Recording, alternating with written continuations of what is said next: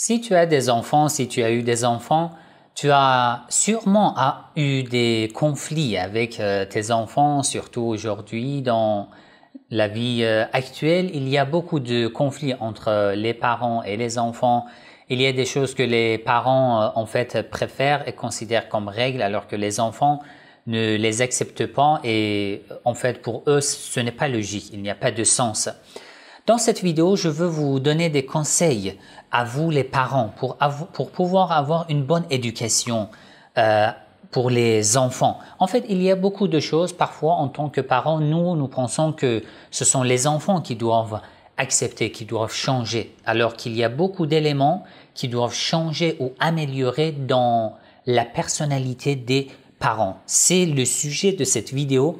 Donc, vous pouvez rester avec moi jusqu'à la fin de cette vidéo. Je vais vous donner des conseils très pratiques pour améliorer les compétences en tant que mère, en tant que père. Restez avec moi, je vous explique.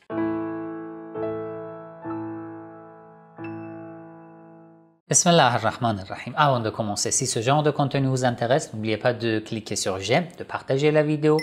Écrivez votre avis dans les commentaires. Si vous n'êtes pas encore abonné à ma chaîne, abonnez-vous et cliquez sur la cloche pour être informé dès que je publie une nouvelle vidéo. Cette vidéo est l'épisode 14 de la série de mes vidéos concernant l'éducation des enfants. Si vous n'avez pas visionné les 13 épisodes précédents, je vous propose de consulter la playlist L'éducation des enfants sur ma chaîne YouTube Le Chiisme. Là, vous avez accès à tous les épisodes, l'ensemble des vidéos concernant l'éducation des enfants. J'ai parlé des bases de l'éducation des enfants avant même de prendre une décision d'avoir d'enfants, avant de devenir père, de devenir mère. Les conseils très pratiques, les conseils qui nécessitent vraiment une réflexion profonde. Et dans cette vidéo aussi, je vais parler en fait d'une méthode très réussie et conseillée d'après le Coran, d'après les Ahlul Bayt alayhimus salam, pour les parents. Ceci vous aide à avoir une meilleure éducation, à réussir l'éducation de vos enfants. En fait, un élément indispensable pour un père, pour une mère, c'est la patience.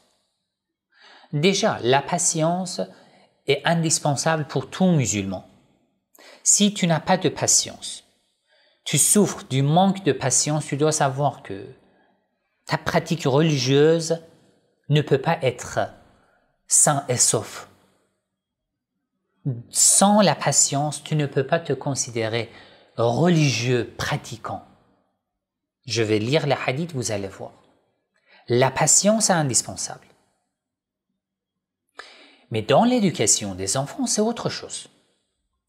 Une fois tu es célibataire, tu n'as comme responsabilité que ce qui te regarde, ce qui te concerne. Ou si tu vis avec tes parents, tes responsabilités à l'égard des parents. Lorsque tu prends une décision de te marier, d'épouser une fille ou de te marier avec un homme, à partir de ce moment-là, tu n'es pas seul. Tu vis avec une autre personne. Tes responsabilités se multiplient en tant que femme et en tant qu'homme. Tu ne peux pas dire que non, il y a beaucoup de responsabilités, ça me fatigue, je n'arrive pas, je suis épuisé. Mais avant le mariage, tu devais penser à toutes ces responsabilités. C'est pas tard. Ça veut dire que lorsque je me marie, je serai toujours fatigué et épuisé? Non. Lorsque je n'ai pas un bon programme équilibré, un planning et un accord, un respect mutuel avec mon épouse ou avec mon mari, c'est normal que la vie et les responsabilités de la vie me fatiguent. Je vois que non, je n'arrive plus, je ne peux pas. Donc d'abord, ce que je propose dans mes séances de la thérapie de couple, c'est que je vérifie avec mes amis, les sœurs, les frères, les couples, leur programme quotidien, mensuel et annuel. Et je les aide à avoir un bon planning et une bonne collaboration entre eux, entre couples. Ensuite, Je les aide à optimiser leur programme. Parfois, tu dis, bon, moi je travaille, lorsque je rentre, je dois aider la famille, je dois mettre beaucoup de temps pour les enfants, je suis fatigué, je n'ai pas le temps pour moi-même, je veux faire du sport. Si tu optimises, tu peux faire du sport avec ton épouse, ensemble. En même temps que vous faites du sport, vous vous parlez, vous partagez votre journée, vous faites 2 choses, 3 choses en même temps. Vos cœurs se rapprochent. Mais si après le mariage, tu penses que tu es toujours seul, tu dois faire toutes choses seulement, sans présence de tes enfants, de ton épouse, de ton mari, bien sûr, ça te fatigue. Parce que tu as besoin d'une journée pour toi-même, une journée pour ton épouse, une journée pour les enfants, c'est pas possible. Il faut une patience. Avec une patience, tu arrives à éloigner l'effet de tes émotions, de la colère, de tes décisions. Tu vas pouvoir prendre de meilleures décisions. Le prophète Mohammed sallallahu alayhi wa sallam était le symbole de la patience. Je lis quelques versets du Coran, regardez. La sourate 41, Fussilat, le verset 34. La tastawi al-hasana wa la-sayyi'a idfa' billati hiya ahsan. Le mal et le bien ne sont pas pareils, égaux. Si on te fait mal, tu dois avoir une telle patience de pouvoir répondre le mal par le bien. Une règle. Si je ne comprends pas cette règle, dans ma relation avec ma femme, avec mon mari, avec mes enfants et avec mes parents, et que je fais beaucoup d'actes d'adoration et que je suis content de mes prières d'aller à la mosquée, ça, c'est pas la religion. C'est un jeu, c'est une plaisanterie. Idfa' billati hiya ahsan wa la sayyi'a idfa' billati hiya ahsan. Tu dois répondre le mal par le bien. Prends cette règle et applique-la dans tous les aspects de ta vie, toutes tes relations. Regarde ce qui change dans tes relations. 2. La sourate Muzammil 73, le verset 10. Ô prophète, wasbir ala ma yaqulu. Sois patient de ce qu'ils te disent. Ils disaient quoi? Ils insultaient. Ils se moquaient du prophète. Ils menaçaient le prophète. Ils faisaient mal. Ils blâmaient. Ils faisaient mal. Wasbir ala ma yaqulu. Sois patient. Tu as une responsabilité. Tu as accepté cette responsabilité. Tu dois être patient. Wahjurhum hajran jamil. La sourate Hijra, numéro 15, le verset 97-98. وَلَقَدْ نَعْلَمُ أَنَّكَ يَضِيقُ صَدْرُكَ بِمَا يَقُولُونَ. Nous savons que ton cœur est serré de ce qu'ils te disent. Tellement ça fait mal, tellement c'est blessant. Mais qu'est-ce que tu dois faire? فَسَبِّحْ بِحَمْدِ رَبِّكَ. Loue Allah, glorifie Allah. وَكُنْ مِنَ السَّاجِدِينَ. Prosterne-toi. Pourquoi? C'est quoi l'effet de la prosternation? Prosterne-toi devant Allah, demande l'aide de la part d'Allah, demande patience de la part d'Allah, sois humble devant la majesté d'Allah et Allah t'aidera. La sourate 50, Qaf, le verset 39, فَاصْبِرْ عَلَى مَا يَقُولُونَ وَسَبِّحْ بِحَمْدِ رَبِّكَ قَبْلَ طُلُوعِ الشَّمْسِ وَقَبْلَ الْغُرُوبِ. Sois patient devant ce qu'ils te disent.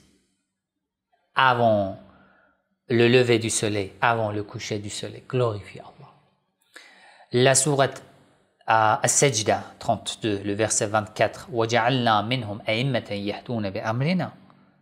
Nous avons désigné de ces peuples-là des gens comme imams. Imams qui guident les gens. Comment? Quelle est la règle? Pourquoi nous avons choisi quelques imams parmi eux? Tant de personnes. Quelle est la règle? Bima lamma sabaru. Parce qu'ils étaient les plus patients. Ils étaient les plus patients. Alors tu t'es marié, en tant qu'homme, tu peux être l'imam de ta famille. En tant que femme, tu peux avoir beaucoup de responsabilités comme imam. Comme une maman, un père. Tu seras digne d'être une mère, un père, lorsque tu fais preuve de patience. Sinon, ce n'est pas possible. Ensuite, je vous donne quelques hadiths et ensuite je développe.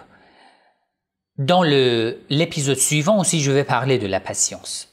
En 2 épisodes, parce que c'est énormément important. C'est le cas que je vois dans la plupart des thérapies de couple, de mes séances, dans les thérapies de couple. Je vois le problème de la plupart des couples, c'est ça, le manque de patience. Il n'a pas de patience. Dès que la femme lui dit quelque chose, il se met en colère. Et c'est là que la communication s'interrompt. C'est fini. Il rentre du travail, il rentre chez lui. Dès que la femme lui demande quelque chose, il s'explose parce qu'il est fatigué, épuisé. Et c'est là que la communication s'interrompt. C'est fini. Tu n'arrives même pas à ton partenaire de dialoguer, de te parler. Tu n'as pas de morale. Dès que ton enfant te demande quelque chose, c'est fini. Tu as des enfants, tu n'es pas si patient de mettre assez de temps pour leur parler. C'est pas triste le fait que lorsque je parle avec des enfants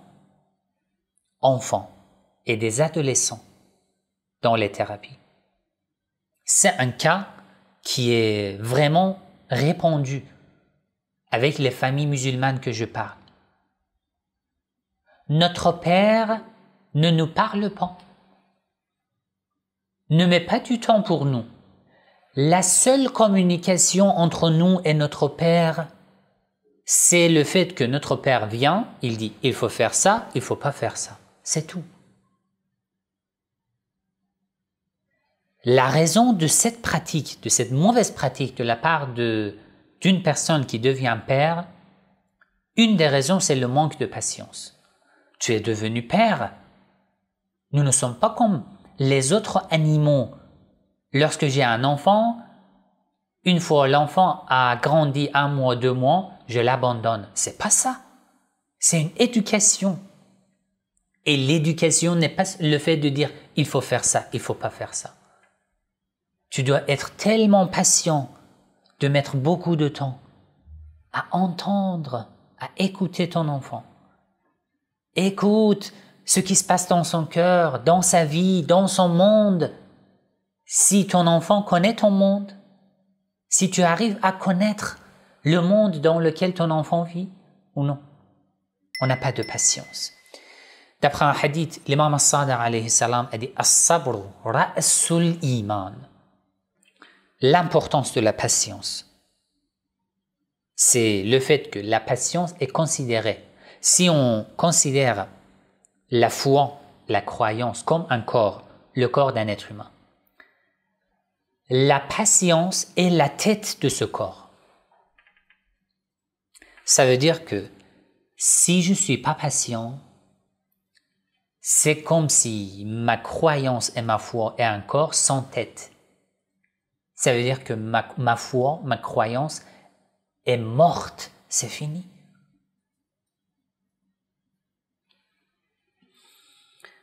Encore, l'imam as-Sadiq alayhi salam a dit « As-sabru min al-iman bimanzilati ar-ra'si min al-jasad ». La patience à l'égard de la foi, c'est comme la tête à l'égard du corps. فَإِذَا ذَهَبَ الرَّأْسُ ذَهَبَ الْجَسَدُ.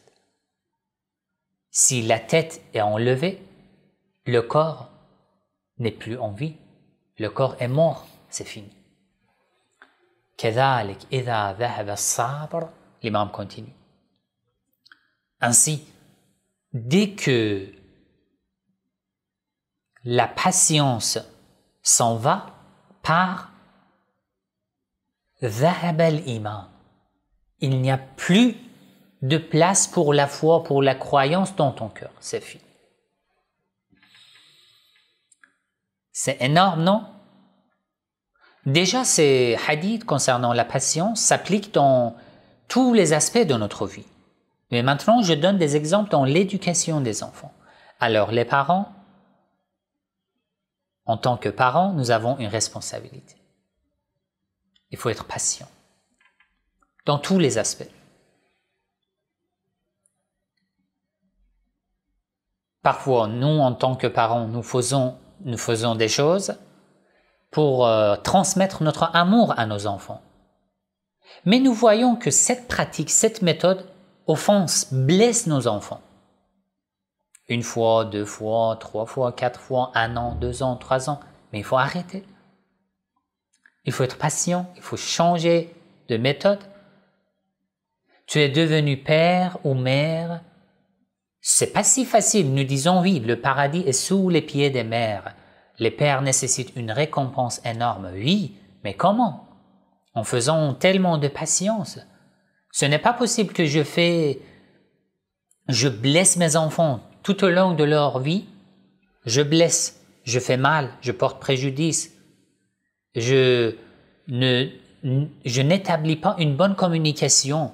Après, j'attends recevoir le paradis. C'est pas possible. Être mère ou père, c'est d'entrer dans la voie de la perfection. Plus tu fais preuve de patience, plus tu te perfectionnes. C'est tellement important. La suite des hadiths, dans lesquels il y a énormément de conseils pratiques concernant la patience, dans l'épisode suivant, Inch'Allah. Si vous avez des questions, n'hésitez pas à écrire dans les commentaires. Wassalamu alaikum wa rahmatullahi wa barakatuh.